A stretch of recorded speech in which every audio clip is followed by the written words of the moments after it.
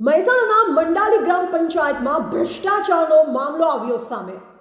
પૂર્વ સરપંચ દ્વારા ગ્રામ પંચાયત વહીવટદાર અને તલાટીએ મળી 60 થી 70 લાખનો ભ્રષ્ટાચાર કર્યો હોવાના આક્ષેપ કરવામાં આવ્યા। વહીવટદાર અને તલાટી પાસે કામગીરી બાબતે સવાલો પૂછવામાં આવતા જે થાય તે કરી લેવાનું કહી દેવાનો ગ્રામજનોનો આક્ષેપ સાથે આક્રોશ। ગ્રામ પંચાયતના અણઘડ વહીવટ સાથે સાથે ભ્રષ્ટાચારની સાબિતી આપતી ગંદકી અને ઉભરાતી ગટરો જોવા મળી હતી। નાના બાળકોને ભણવા માટે આવવા જવા માટે રસ્તામાં ગંદકીના કારણે તકલીફો પડતી હોય છે। મંડાલી ખાતે રોડ રસ્તા પાણી બાબતની સુવિધાઓ સદંતર અભાવ હોવાની ફરિયાદો ઉઠી હતી। રિપોર્ટર ચેતન પટેલ, મહેસાણા। તમારું નામ જણાવજો અને આજે જાગૃત નાગરિક તરીકે શું કહેવા માગશો આ સમગ્ર ઘટનામાં? પઠાણ રુસ્તમ ખાન, મહેબૂબ ખાન, ગામના જાગૃત નાગરિક તરીકે હું કહેવા માગું છું કે અત્યાર સુધી કોરોના પછી જ્યારે સરપંચો ઉતર્યા અને વહીવટ કરતા બેઠા ત્યારથી ગામના કોઈપણ વ્યક્તિને કોઈપણ જાણકારી વગર 15માં નાણાં પંચની ગ્રાન્ટ વાપરવામાં આવેલી। તદ ઉપરાંત આ ગામમાં જે સ્વભંડોળ વ્યવસાય વેરાના રૂપે આવે છે, આજુબાજુ 25 ફેક્ટરીઓ છે, તે અમને પર્સનલી જાણકારી છે કે કેટલો આવે છે, બરાબર। ગામના કોઈ વ્યક્તિ જાગૃત નાગરિક તરીકે માગવા જાય તો કે આમાં તમારો હક નથી માગવાનો, અમે વહીવટ કરતા છીએ અને અમે સરપંચ છીએ, અમને ઉપરથી મૂકેલા છે। એટલે આ રીતે વહીવટ ચાલે રાખેલું। કોઈને કંઈ પણ તકલીફ પડે, આપણે ધારો કે એ લોકોએ એમના કોન્ટ્રાક્ટર મૂકી દીધેલા કે આ કોન્ટ્રાક્ટર આ કામ કરશે, તેનું બિલ અમે બનાવીશું ને એ બિલ ઉપરથી મંજૂર કરી લઈશું, મંજૂર કરીને એના નાણાં પંચાયતમાંથી લઈ લઈશું, છેલ્લે જશે ક્યાંથી? ગામના રૂપિયા ગામમાંથી બહાર જશે। આ રીતે આ લોકોએ કામ કરેલા છે ને 4 વર્ષ એડમિનિસ્ટ્રેશનના નામે એક જાતની ઉચાપત જ થયેલી છે, અમને જાણકારી છે। અમે ઘણી રજૂઆતો પર્સનલ કરી, તલાટીશ્રીને બી કરી। તલાટીશ્રીનો જવાબ એટલો જ હતો કે ભાઈ અમે વહીવટદાર છીએ, અમારે કંઈ આમાં લેવા દેવા નહીં, અમે તો અમારી રીતે કામ કરી બિલ બનાવીને જતા રહીએ।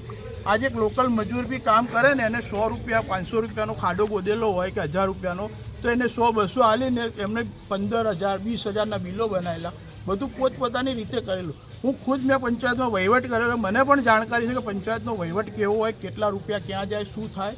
હું કહું છું કે દરેક માણસે આ સગો ભાઈ સરપંચ હોય તો સગા ભાઈએ પણ હિસાબ માગવો જોઈએ। કેમ કે હિસાબ આજ આપણે છોકરાને 500ની નોટ આપીએ, ઘરે આવે તો કે ભાઈ બેટા કેટલા વાપરીને લાવ્યો, હિસાબ લાય એટલે છોકરો સીધો રહે। આજ શું છે કે ભાઈ સરપંચ છે તો હિસાબ નહીં માગવો, એટલે સરપંચને છૂટ મળી જાય। કોઈ બી સરપંચ હું સગો ભાઈ હોય તો હિસાબ માગો, ગામના પૈસા ગામમાં રહેશે તો જ તમારા લોકોનું ભલું થશે। બાકી તમે એમ વિચારશો ને કે આ ભાઈ કામ કરે છે તો એનાથી ડરીને આપણે ના, સરકારથી ડર્યા વગર તમે માહિતી માગો અને એમની ફરજ છે એટલે માહિતી મળશે અને તમે પછી એની કાર્યવાહી આગળ કરો। બસ, જય હિન્દ। જે ઉપાચકની જે રજૂઆત આવી હતી, શું હતું સમગ્ર મામલો અને શું તમારી શું રજૂઆત છે? હું મંડાલી ગામનો પઠાણ બિસ્મિલ્લા ખાન માજી સરપંચ તરીકે છું અને આજે અમારા લગભગ 2022થી લઈને 2025 સુધીની અમે જે સહભંડોળનું 15માં નાણાં પંચનું એ બધી વહીવટોનું અમે હિસાબ માગ્યું તો તલાટી સાહેબ જે પહેલાં જૂના તલાટી સાહેબ હતા, રબારી સાહેબ, એ અહીંયાથી બદલી કરીને જતા રહ્યા છે, એમની બદલી થઈ ગઈ છે, બરાબર। એના પછી રાજુભાઈ કોન્ટ્રાક્ટર, એ એમના જોડે કીધું હતું, એ તો કોન્ટ્રાક્ટર કે ભાઈ હું તો કોન્ટ્રાક્ટર છું, મારા તો કોઈ લેવા દેવા નથી, અધિકારીઓનો પકડો। જૂના વહીવટદાર હતા ચૌધરી સાહેબ, એમની એ બદલી થઈ ગઈ છે। આજે અમારા ગામમાં કોઈ સરપંચ છે નહીં, તો એનો મતલબ એ છે કે પંચાયતને જે કરવું હોય એ તે પંચાયતના થ્રુ એ કરી શકે છે। ગામ લોકો હિસાબ કરવા જાય, કોઈ હિસાબ માગે કે કંઈ કામ ના થયેલું તો કામનું કોઈ પૂછવા જાય તો એ લોકોને ધુતારી દેવામાં આવે છે કે ભાઈ તમારાથી કામ અત્યારે નહીં થાય, અમારે જોડે જ્યારે ટાઈમ આવશે એનું કામ કરવાનું અને અમને ટાઈમ મળશે ત્યારે અમે તમારું કામ કરી લઈશું, ત્યાં સુધી અમારું કામ નહીં થાય તમારું। અને પંચાયતને ગમે ત્યારે કોઈ પણ વ્યક્તિ, કારણ કે જો અમારા મંડાલી ગામ ખેડૂત વર્ગે છે, મજૂરિયા વર્ગે છે, બધું એ છે, બરાબર। ખેડૂતો લોકો ખેતરમાં જઈને આવે પંચાયતમાં તો પંચાયતના તાળા જ લાગેલા હોય છે। તલાટી આવે છે 11 વાગે, 12 સાડા 12 વાગે એટલે તાળા મારી અને જતા રહેશે। એ લોકો રહેશે હોટલો ભાઈ ઉપર અને ફેક્ટરીમાં ફરતા હોય છે, ગામમાં કોઈ ધ્યાન આપતા નથી। અંદાજે કેટલા રૂપિયાની થઈ હશે ઉપાચક?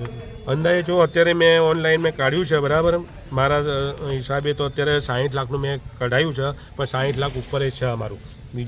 બીજા એકાઉન્ટ તો જોઈશું છું, કારણ કે મેં કર્યું હતું પણ સર્વર ડાઉન હતું તો